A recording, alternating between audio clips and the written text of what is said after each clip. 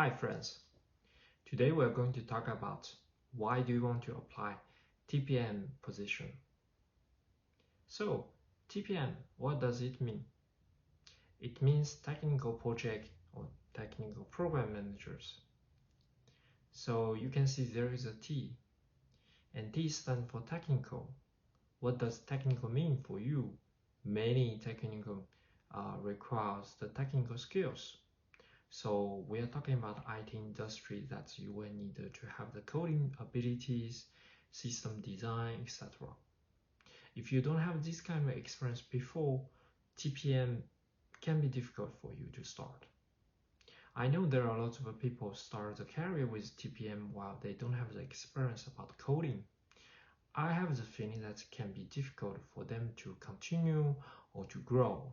The main reason is because you work daily with engineering teams, so if you can't deep dive into their problems, it can be difficult to glue those people and try to find the best solutions for them.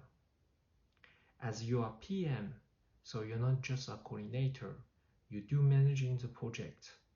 So as you are managing the project, I think you also need to drive them and take ownership plus responsibilities. For this reason, it's quite important that you have some technical skills.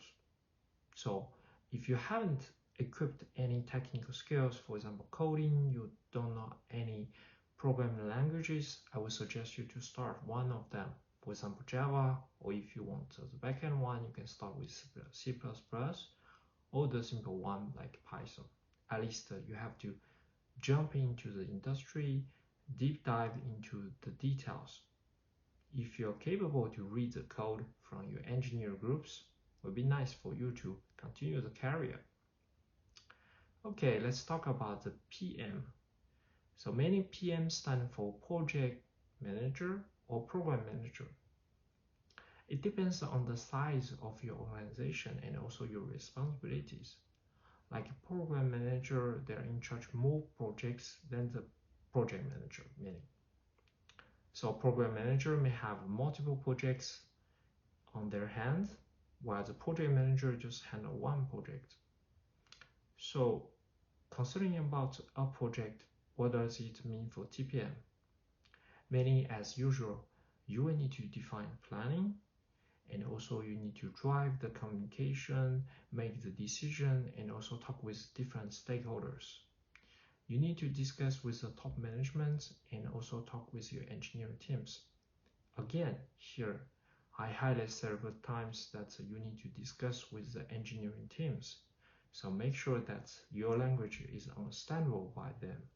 And also you need to translate those technical specifications to your non-technical stakeholders, because you need to do a lot of communication. And by the way, as I mentioned before, as a TPM, sometimes you need to drive the discussion and make an action plan of the decision. In this case, it's important for you to act as a manager. When I say act as a manager, it doesn't mean that you have people directly report to you. It's important for you to have the leadership feeling, spirit, and the action. Okay, that's my understanding about TPM. So after my speaking, maybe you have the feeling that TPM is good for me, or maybe not. Try to think about other roles in the IT industry. Typically, you have a SD, software developer engineer, or software developer development manager. Do you want to go to one of these directions, or you want to become the TPM? Up to you to choose. TPM have some similarity with SD. They are all the individual contributor for the organizations. However, TPM also is close to a software development manager because you have the leadership and you also need to drive the organization move forward.